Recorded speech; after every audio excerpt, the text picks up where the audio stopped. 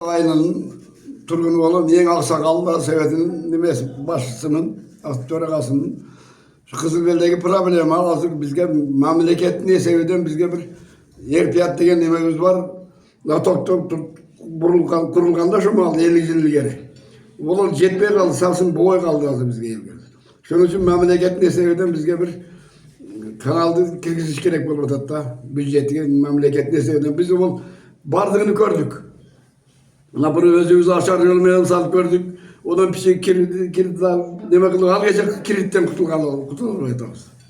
Şunun için memleketini seviyorum bizge cerdan bol olsa bol kaldı öte o orada bizim bulunur. Atıcı'nın tutup kaldınız Seyit abi. Atıcı'nın benimki Kızılbel ayının 85 yaşlamın hazır. Atıcı'nın bir yıldır Şahidli Aksakal şu dedim ben köp sülögümün geleyen bilet vardı öyle ben çok şeyde bir 30 yıldan beri bir kadar ol işte kendim sayırtarak sen sonra ben kalıp gittim.